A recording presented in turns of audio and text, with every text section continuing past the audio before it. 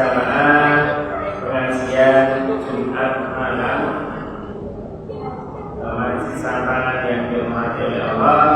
Pertama dan paling utama marilah kita ucapkan puji syukur kepada Allah Subhanahu wa taala yang mana pada malam hari ini kita masih diberi kesempatan oleh Allah Subhanahu wa taala untuk menghadiri majelis ilmu, menghadiri pengajian, dan ini insya Allah disaksikan oleh malaikat di samping kita, kanan kiri sekitar kita itu ada malaikat. Selain malaikat pencatat amal, ada malaikat muqarrabun yang selalu mendoakan orang yang mau mengkaji Al-Quran, orang yang mau mengkaji ilmunya Allah, syariatnya Allah Subhanahu wa taala, didoakan. Maka kalau dalam sebuah ayat itu, ketika engkau datang ke pengajian, lapangkanlah hidupmu, lama-lamakanlah hidupmu, karena orang yang berilmu itu ditinggikan beberapa derajat sampai orang tersebut selesai dari majelis ilmu, malaikat mendoakan dia. Ini diperkuat dengan hadis Nabi yang bahwasanya kalau kita mengkaji ilmu agama, maka itu termasuk amal yang baik, yaitu thalabul ilmi fardhun ala kulli muslim. Menuntut ilmu itu diwajibkan bagi seluruh muslim, baik muslim laki-laki maupun muslim perempuan. Sesuatu yang diwajibkan oleh Allah Subhanahu wa taala dan Rasulnya pasti itu adalah amal baik. Tidak mungkin Allah dan Rasulnya itu mewajibkan amal yang buruk, tidak. Yang diwajibkan amal soleh, amal baik. Bahwa itu yang dirahmati oleh Allah Subhanahu wa taala, selawat dan salam kita aturkan kepada Nabi kita, junjungan kita, saluri tauladan kita, yaitu Nabi Muhammad sallallahu alaihi wasallam. Semoga kita termasuk umat yang mendapatkan syafaat beliau. Semoga kita termasuk umat yang menghidupkan dari sunat-sunatnya beliau sallallahu alaihi wasallam. Karena Bapak Ibu yang dirahmati oleh Allah, ini bedanya ya antara sunnah dengan hadis.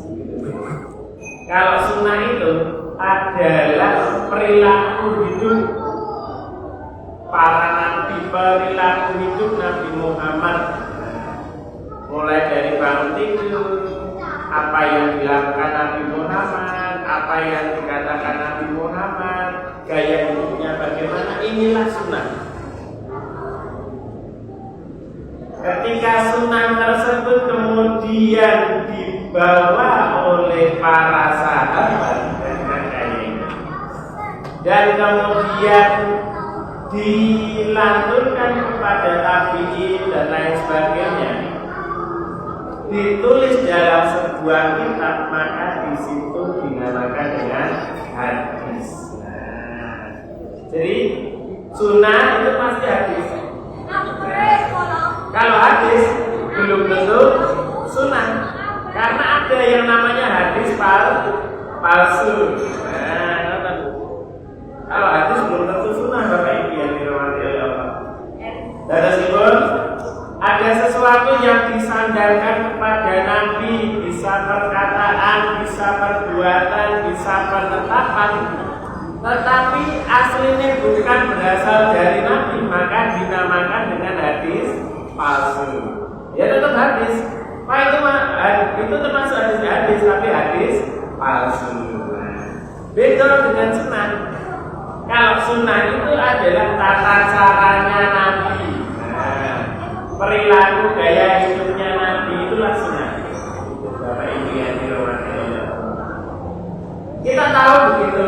Kita kalau sholat Allahu Akbar Akbar, tangannya diangkat di sini, gitu. Kemudian sedekah. Kalau ditanya itu sunahnya Nabi, iya benar sunahnya Nabi. Tapi hadisnya bagaimana? Aduh, cari hadis gimana lupa. Hadisnya riwayat siapa lupa. Gitu. Tapi tahu kita meyakini itu adalah sunahnya Nabi, sunahnya Rasul. Ketika itu Allahu Akbar, panjenengan semuanya ruku itu bentuknya ya seperti itu. Gitu.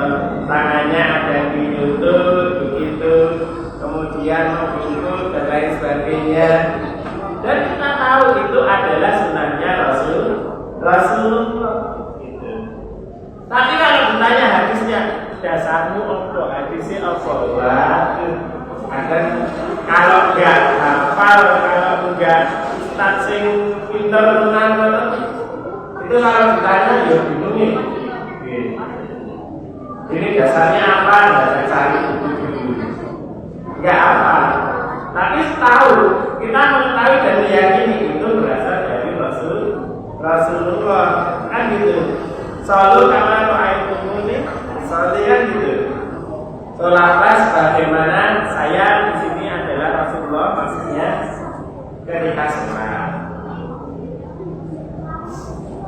Bapak Ibu yang dirahmati oleh Allah, yang disarankan, yang seyogianya kita lakukan adalah kita menghidupkan sunnah-sunnah dari Nabi Muhammad. Walaupun kita tidak tahu dasar hadisnya, mungkin karena lupa atau mungkin sudah tahu tapi tidak dicatat, gitu.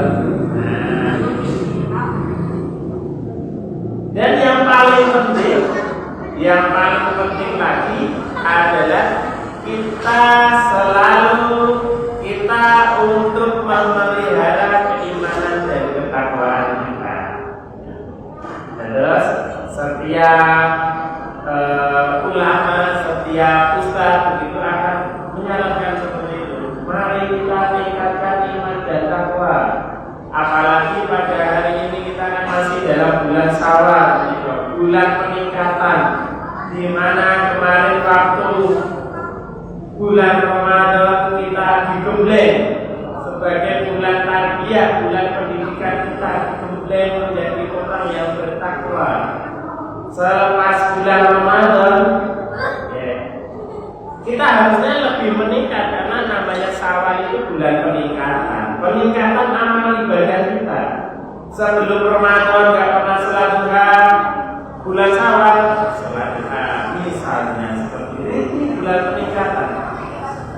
Karena Bapak Ibu yang dirahmati oleh Allah, ternyata selepas Ramadan itu ada umat Muslim itu bagaikan ular.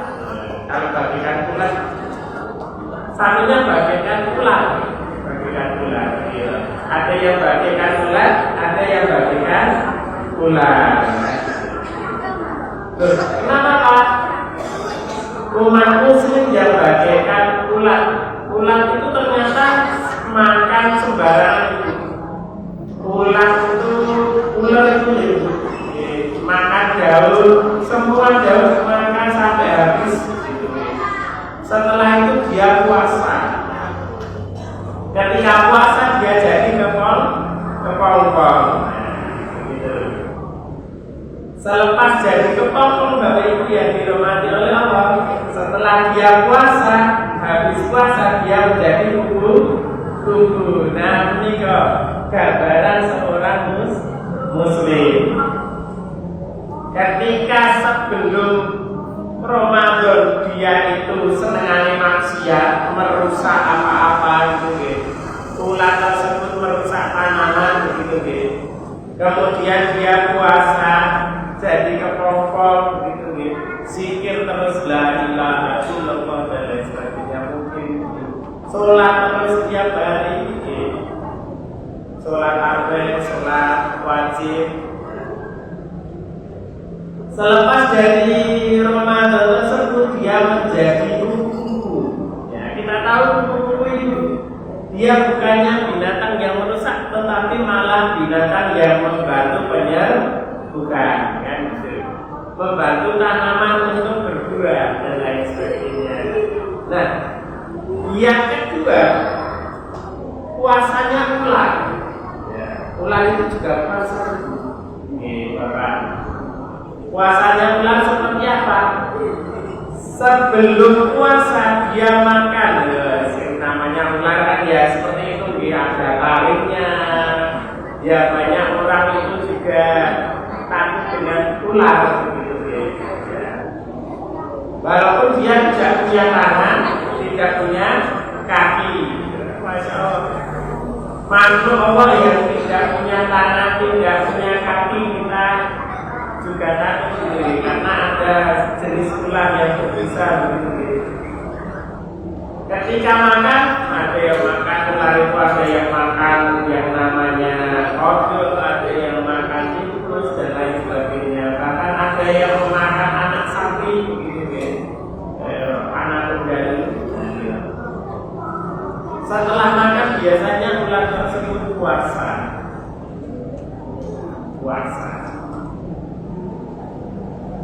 Puasa sekian bulan, setelah puasa lunsungi gitu. Setelah puasa itu apakah dia berubah? Tetap jadi ular. Nah, ini gambaran yang kedua, Bapak Ibu yang dirahmati oleh Allah. Jadi sebelum Ramadan dia tetap melakukan maksiat. Sesudah Ramadan maksiatnya tidak hilang. Ini belum dikatakan orang yang bertakwa. Terus yang bagus yang bagaimana ketika sebelum Ramadan tersebut dia memang kita sebagai latar belakangnya berbeda-beda. Mungkin ada yang melakukan maksiat, mungkin ada yang melakukan dosa yang disengaja. Setelah Ramadan kita insaf, kita tahu taubat, menjadi pribadi yang bermanfaat, dia melaksanakan amanah dan lain sebagainya. Maka dari itu Bapak Ibu yang dirahmati Allah, sebagai bulan peningkatan kita di bulan Syawal ini, kita meningkatkan iman dan takwa. Takwa itu apa? Takwa itu adalah menjalankan segala perintahnya dan menjauhi segala yang dilarang oleh Allah Subhanahu wa Ta'ala. Bapak Ibu yang dirahmati oleh Allah Subhanahu wa Ta'ala, ternyata tugas takwa ini telah diamanahkan kepada kita. Bumi, gunung, langit itu tidak mau menerima amanah ini, Bapak. Ada sebuah ayat dari Al-Quran. Inna aradnal amanah, sesungguhnya kami menawarkan amanah. Amanah tentang apa? Tentang ketakwaan ini, menjalankan segala perintah Allah, menjauhi segala larangan dari Allah Subhanahu wa Ta'ala. Yang menjalankan perintah mendapatkan pahala, menjauhi larangannya mendapatkan pahala. Bukannya kebalik begini, menjalankan larangannya menjauhi perintahnya, lah kebalik gitu. Kalau kebalik, ya maksudnya neraka.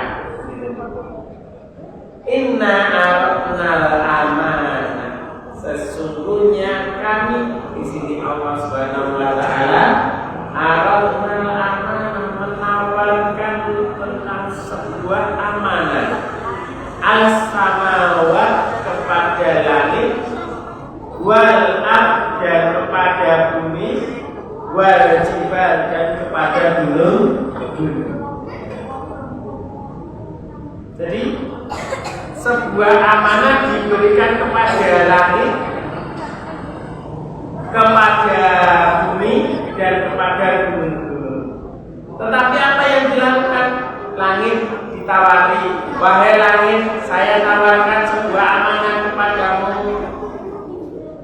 Fa'abaina, langit pun itu menolak, enggan. Enggak bisa ya Allah, saya enggak bisa untuk menanggung amanah tersebut, gitu ya. Langit yang sebesar itu, gitu, ada 7 lapisan. Kemudian bumi yang besar ini, gitu, ditawarkan oleh Allah Subhanahu wa taala. Wahai bumi, ini saya tawarkan kepadamu sebuah amanah. Amanah tentang apa? Amanah tentang bertakwa, menjadi orang yang menjadi makhluk yang bertakwa. Tidak ya Allah, nggak bisa. Saya nggak sanggup untuk menjalankannya, nggak sanggup. Padahal kita tahu makhluk Allah yang namanya langit, bumi, gunung, semuanya patuh pada Allah. Allah bilang kepada langit, wahai langit, turunkan hujan, silakan. Langsung ada. Wahai langit, buat angin topan, langsung jadi. Mereka sangat patuh. Wahai bumi, silakan bergoncang, bergoncang kita sekali kabel di bawah. Dulu beberapa waktu yang lalu yang namanya gempa Jogja itu, kalau masih ingat, itu hanya saknil ngoten, saknil ngoten, hanya beberapa menit saja, beberapa detik, bahkan mungkin gitu. Wah, itu lantas dan dari mulai itu yang namanya ini apa namanya, semacam kayu besar di atas atap itu loh, gitu. Belanda, itu ada yang patah itu, nah depannya itu dahsyat banget. Ya semuanya kemana ya? Lari keluar rumah gitu, nah, dan lain sebagainya. Jadi terasa sampai Solo, Pak Jogja zaman dulu. Wahai bumi, silakan bergoncang sebentar. Indah sulsilatil ardi silsilaha. Guys, kalah kabur gitu. Kemudian ditawarkan kepada gunung. Wahai gunung, inggih ya Allah, kata gunung, saya tawarkan kepadamu sebuah amanah. Amanah ini tentang apa? Tentang takwa, menjalankan segala perintahnya dan menjauhi segala apa yang dilarang oleh Allah Subhanahu wa taala. Gunung langsung sempurna. Tidak ya Allah, saya tidak sanggup. Gunung sebesar itu tidak sanggup menjalankan amanah tersebut, tidak sanggup. Yang ditakutkan apa? Yang ditakutkan ketika tidak bisa melaksanakan dan malah melanggar dari perintah-perintah Allah. Ya, yang ditakutkan adalah azab dari Allah Subhanahu wa taala. Terus yang namanya langit, bumi, gunung tidak mau untuk menerima amanah ini. Amanah ketakwaan. Lalu siapa yang menerima? Ayam milnaha, untuk memikul amanah tersebut mereka enggan. Wa asfaqana minha, dan khawatir untuk tidak bisa melaksanakan dari amanah tersebut. Ini jawaban dari langit, bumi dan gunung. Wa hamalahal insan, kemudian amanah tersebut ditawarkan kepada manusia dan ternyata manusia mau untuk memikulnya. Masya Allah. Amanah ketakwaan ini dengan serta-merta kita mau untuk memikulnya. Buktinya apa? Buktinya pertama kali ketika kita di dalam rahim bapak ibu kita di usia 40 hari ditiupkan ruh, begitu. Kemudian dinyatakan kepadanya alastu birabbikum, Kalau bala Said. Nah, apakah saya itu Tuhanmu? Ya kan gitu. Maka sang jabang bayi itu menjawab, bala wa syahidna. Saya benar ya Allah, saya bersaksi begitu. Jadi setiap kita sebenarnya ketika di dalam rahim ibu kita itu semuanya muslim, mengakui keesaan Allah Subhanahu wa taala.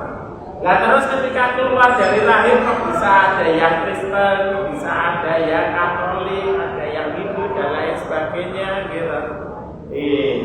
Lupa dengan janjinya tadi waktu di lahir.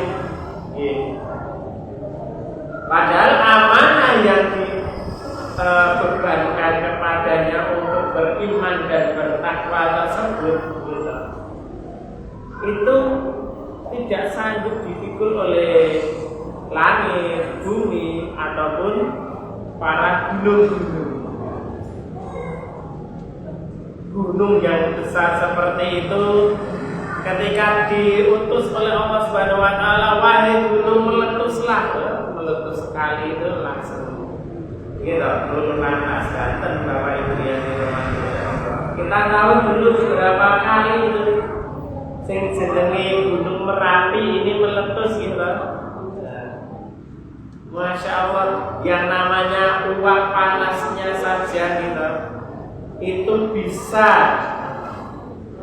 membuat makhluk hidup yang di bawahnya itu langsung mati. Jangankan manusia, pohon yang besar saja langsung jadi arang gitu. Itu baru uap panasnya penuh gembel, apalagi laharnya. Masya Allah.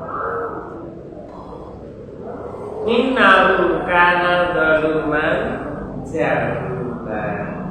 Dan sesungguhnya manusia tersebut ternyata zaluman jahulan, yaitu tersesat dan bodoh. Karena apa?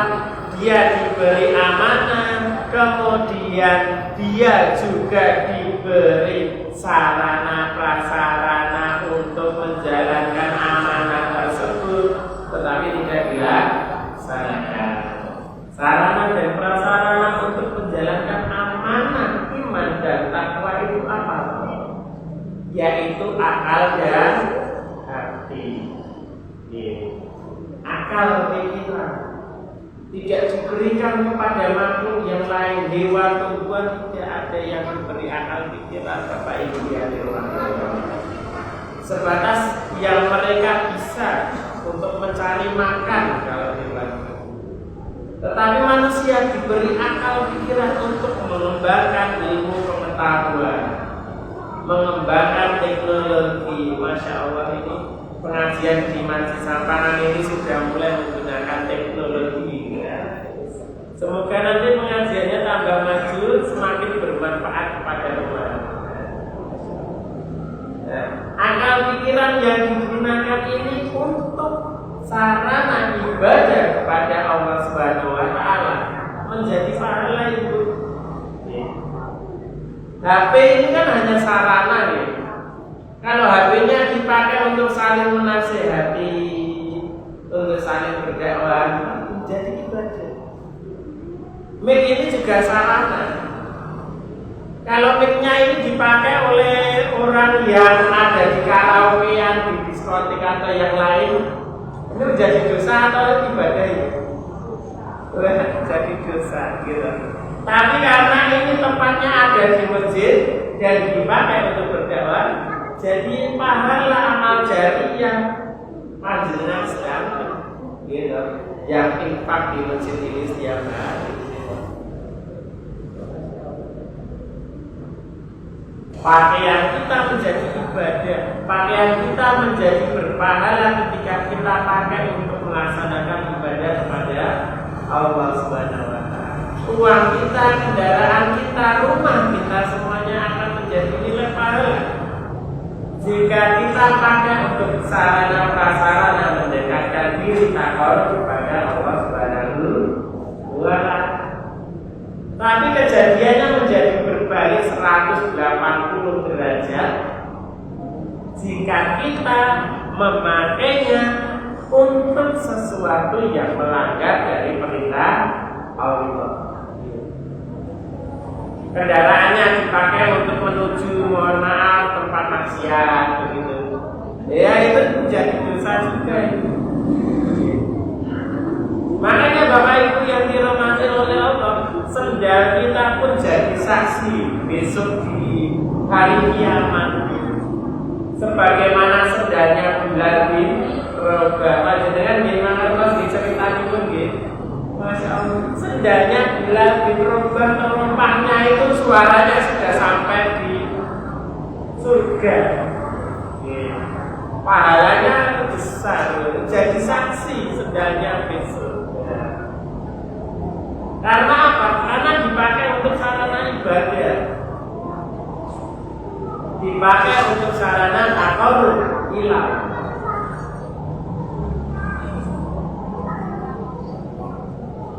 Bapak Ibu yang dirahmati oleh Allah Subhanahu wa taala, selain akal kita mempunyai hati, al-qalbu. Jadi beda nih penyebutannya al-qalbu dengan al-qalbu, ya, beda. Kalau kalbu, ya, al-qalbu sama al-qalbu, pakai kaf sama pakai kaf. Kalau kalbu itu apa? Anjing. Tapi qalbu pakai kaf, gitu. Qalbu itu hati.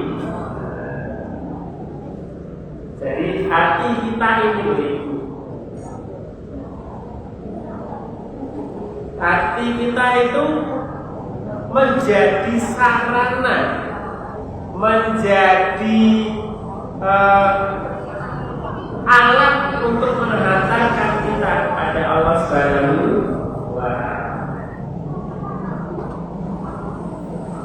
Karunia dua itu. Bapak Ibu yang dirahmati oleh Allah Subhanahu wa ta'ala,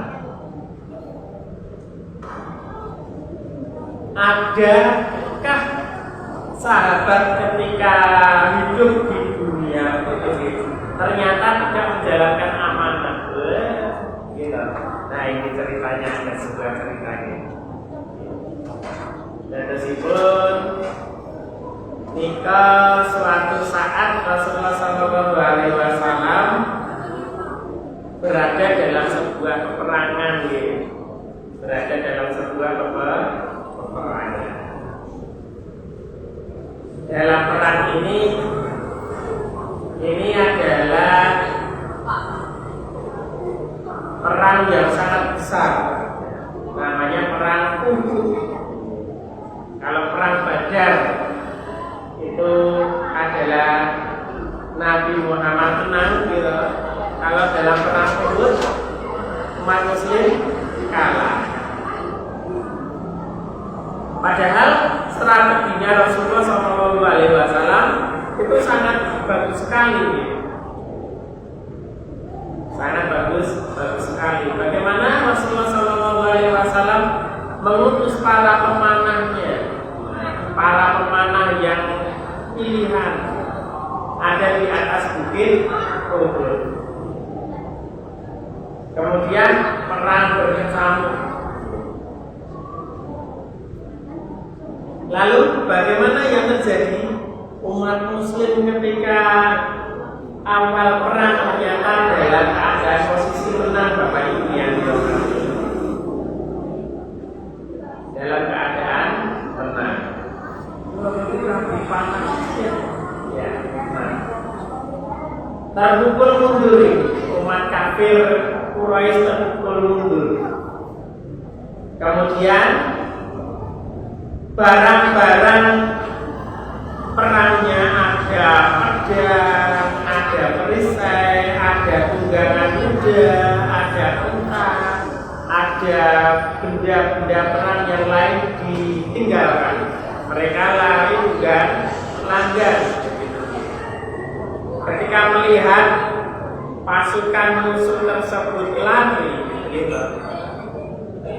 Ternyata para pemanah ini tidak mentaati dari Rasulullah Shallallahu Alaihi Wasallam, lupa tentang amanahnya untuk menjaga bukit Uhud.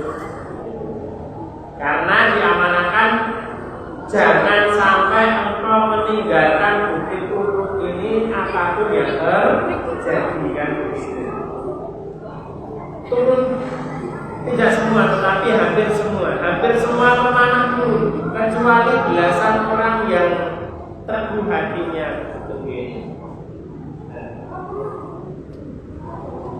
Para pemanah ini ternyata turun. Ketika turun, mereka juga ikut memperebutkan harta ghanimah. Harta ghanimah itu apa? Harta ghanimah itu adalah harta rampasan perang. Bapak Ibu yang dirahmati oleh Allah, ketika memperebutkan harta rampasan perang ini, ternyata diketahui oleh para panglimanya kafir Quraisy. Ada Ikrimah bin Abi Jahal, ada Abu Sufyan, panglimanya itu. Dan panglima sing tangguh, panglima sing tangguh siapa? Khalid bin Walid. Khalid bin Walid pada perang ini belum masuk Islam itu, Bapak. Dan disebut Ikrimah juga belum masuk Islam. Abu Sufyan juga belum masuk Islam. Mereka tahu kemudian Khalid bin Walid sebagai panglima perang dan tahu strategi membawa tentara berkudanya. Membawa tentara berkudanya untuk mengitari dari bukit Uhud, kemudian menyerang dari belakang. Naik ke bukit Uhud, akhirnya bukit Uhud bisa ditaklukkan oleh Khalid bin Walid. Kemudian mereka mulai menyerang ke bawah yang orang-orang tadi berebutan harta ghanimah, harta rampasan perang. Bahkan sampai di situ Rasulullah juga diserang, Bapak Ibu yang dirahmati. Karena memang misi awal dari perang tersebut adalah membunuh Rasulullah. Jadi misi orang kafir itu bukan untuk membinasakan seluruh manusia, tidak. Tetapi ada satu, pengen membunuh Rasulullah. Karena apa? Sebenarnya pasukan Muslim dengan pasukan Quraisy itu kalau diturun itu masih sanak saudara ya. Ada yang akhirnya masuk Islam, kakaknya masih kafir. Ada yang anaknya masuk Islam, ayahnya masih kafir. Ada yang ponakannya masuk Islam, pamannya masih kafir.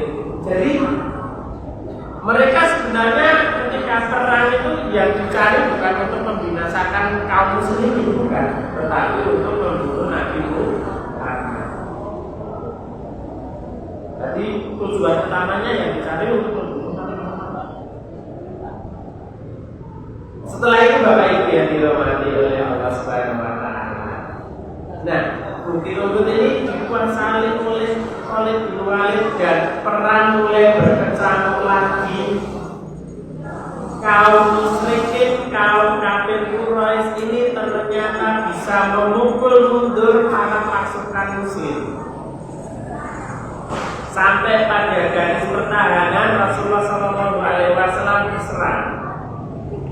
Ketika Rasulullah SAW diserang, Bapak Ibu yang dirahmati oleh Allah, itu ternyata di sampingnya Rasulullah itu ada sebuah seperti galian kubangan begitu juga kan begitu. Ternyata Rasulullah pernah terluka, Bapak Ibu yang dirahmati oleh Allah. Yaitu tepatnya pada waktu perang itu. Terlukanya apa? Terluka terkena lemparan lembing. Lemparan lembing itu lemparan tombak, begitu Bapak Ibu yang dirahmati. Jadi tombaknya tajam sampai baju besinya Rasulullah begitu ya. Bapak Ibu yang dirahmati oleh Allah, zaman dulu kalau perang itu makanya baju besi. ada ini ya. Jadi ya kalau panjenengan tahu itu pakai topinya topi besi kayak gitu ya. Nah, ada bajunya begitu nih, namanya baju sirah kan gitu ya. Nah, sampai bajunya baju besi Rasulullah tersebut pecah, helmnya pecah gitu nih. Rasulullah terkenal para lembek, giginya ada yang rontok, ya giginya ada yang rontok, mulutnya Rasulullah SAW ada yang sempit di bawah. Terkenal para lembek tersebut.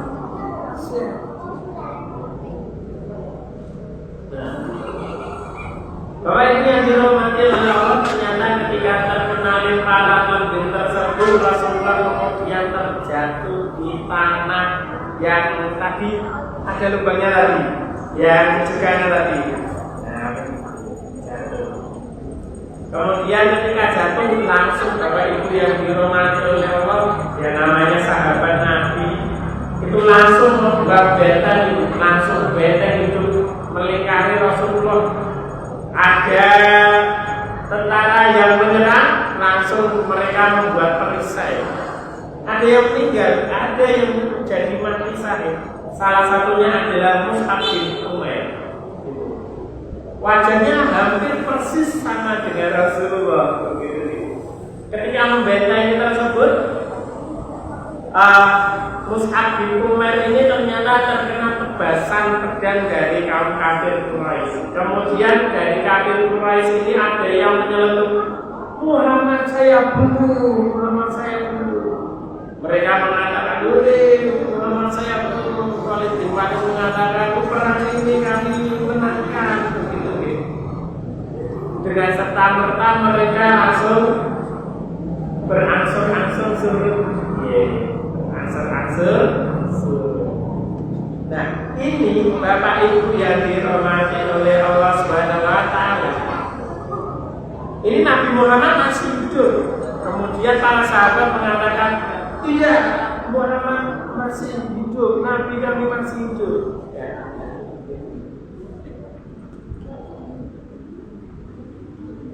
Bapak Ibu yang dirahmati oleh Allah Subhanahu wa taala, ketika hal tersebut terjadi, kemudian Nabi Muhammad ternyata dalam sebuah itu tadi apa ya, kayak tanah cengkung gitu. Ketika menetes darah yang keluar dari bibirnya, namanya terluka kan menetes darah nih. Ketika menetes ternyata ditampani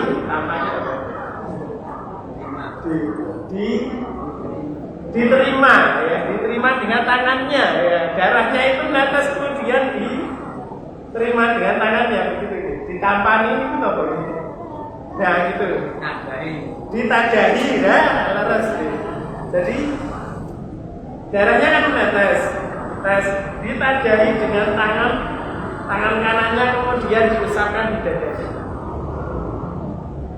Ketika menetes lagi ditadahi, darahnya ditadahi terus diusapkan di dadanya. Ini posisi para sahabatnya itu masih membentengi Rasulullah. Ada pasukan yang menyerang dibentengi, ditadahi sampai perang selesai.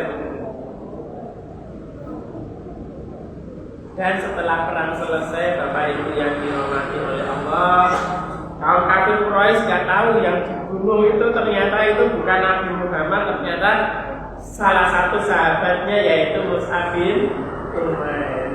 Belalai wajahnya hampir mirip gitu. Ketika perang telah selesai dan Nabi Muhammad dan para sahabat perjalanan kembali di kota Madinah, ternyata ada sahabat yang mengetahui Rasulullah terluka dan melakukan hal tersebut.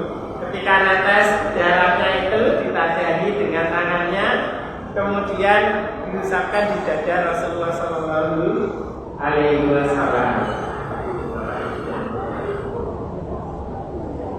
Ditanya oleh para sahabat, wahai Rasulullah, mengapa engkau melakukan hal tersebut? Engkau ketika ada darah yang menetes, engkau tadahi dengan tanganmu, kemudian engkau usapkan di dadamu. Gitu. Tanya salah seorang sahabat. Kemudian Rasulullah SAW bersabda Bapak Ibu. Sabdanya Rasulullah ini sungguh luar biasa. Ini menunjukkan bahwa Rasulullah itu seorang nabi. Sabdanya Rasulullah itu bagaimana? Wahai sahabatku, tahukah engkau ketika ada darah yang menetes tersebut, ternyata ada malaikat yang mengatakan kepadaku, jika sampai ada darah satu tetes pun menetes tergeletak di muka bumi dari darahnya Rasulullah, dari darahnya Nabi Allah ini, maka akan azab orang kafir Quraisy ini, maka angkat gunung ini untuk saya jadikan pelajaran kepada mereka. Ini malaikat loh Ibu yang mengatakan begitu. Tapi apa yang dilakukan oleh Rasulullah SAW? Yang dilakukan adalah jangan sampai satu tetes darah ini menetes ke tanah. Karena apa? Kalau menetes ke tanah, malaikat ini murka. Murka kepada orang kafir Quraisy. Padahal tujuan dari kafir Quraisy tersebut adalah untuk membunuh Nabi Muhammad. Tapi apa yang dilakukan Nabi Muhammad? Jangan sampai ada darah yang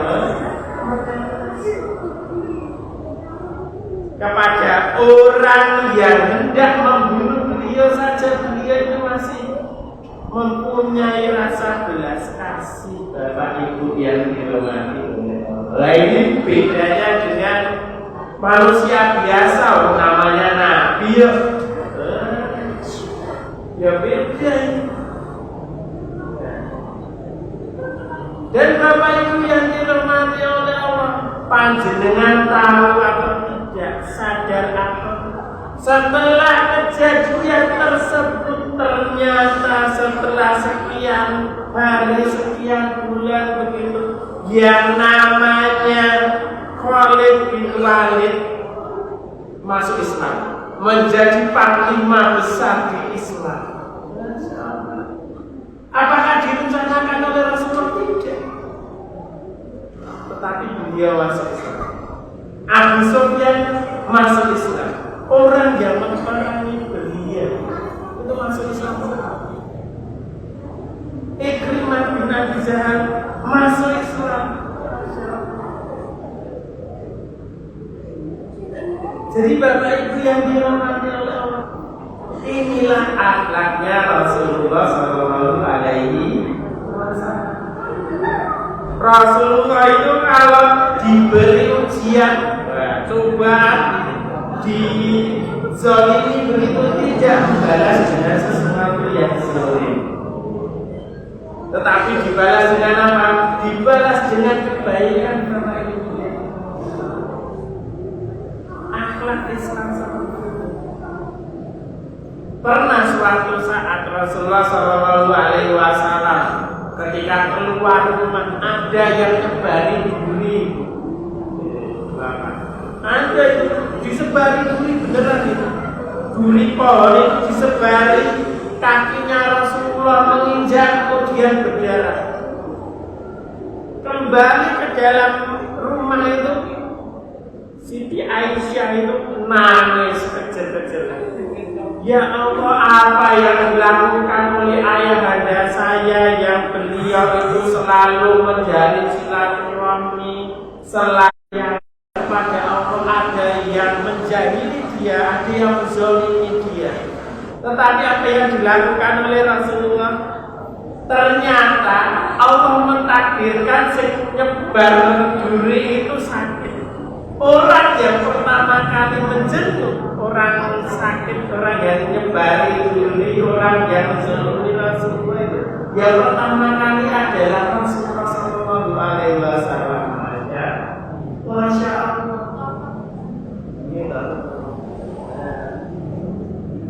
Amanah kita adalah untuk mengikuti dari jejaknya Rasulullah, pola hidupnya Rasulullah, sunahnya Rasulullah. Inilah yang perlu kita terapkan. Walaupun memang kita tidak hafal hadisnya, nggak masalah. Yang penting tahu maknanya yang terkandung. Yang penting kan amalnya kita. Yang penting kan aktivitas kita, action kita, Bapak Ibu yang dihormati. Walaupun tidak hafal hadisnya. Contoh apa? Tabasumuka fi wajhi akhika sedekah. Senyummu kepada saudaramu sedekah. Walaupun hadisnya nggak tahu. Oh, hadisnya apa? Seperti saya senyum kepada saudara saya, kemudian saya menyampainya, gitu, menyebarkan salam kepadanya. Assalamualaikum warahmatullahi. Waalaikumsalam. Kan begitu. Enak itu, hidup itu nyaman. Saya yakin ketika kita mau berbuat baik kepada sesama, Bapak Ibu yang dirahmati. Inilah tanggung jawab kita, amanah yang perlu kita pikul. Dan ternyata amanah ini sama langit, bumi, kemudian gunung-gunung gak sanggup ini. Gak sanggup menjalankan. Yang sanggup menjalankan siapa? Manusia bisa berinteraksi dengan manusia yang lain. Namanya muamalah. Interaksi manusia dengan manusia yang lain namanya muamalah. Tetapi ketika interaksi manusia kepada Tuhannya namanya ibadah. Ada ibadah, ada muamalah. Mungkin itu dulu yang dapat kami sampaikan. Mungkin ada pertanyaan Bapak Ibu yang dirahmati oleh Allah. Monggo.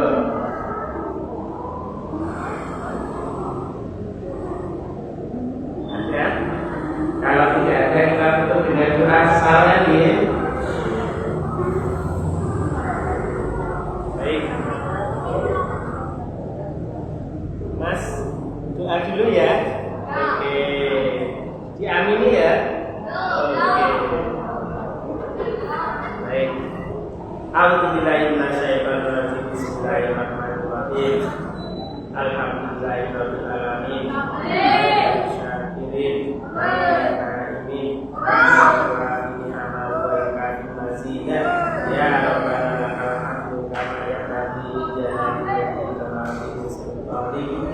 Allahumma ighfir lil muslimina wal muslimat wal mu'minina wal mu'minat wal ahya'i minhum wal amwat ya Allahumma ighfir lana wa li ikhwanina alladhina sabaquna bil iman wa la taj'al fi qulubina ghillan lil ladzina amanu Allahumma arinal haqqa haqqan warzuqna ittiba'ah wa arinal batila batila warzuqna ijtinabah. Rabbana atina fid dunya hasanah wa fil akhirati hasanah wa qina adzabannar wa qina subhanaka amma yasifun wa salamun alal mursalin walhamdulillah. Wabillahi taufiq wal hidayah.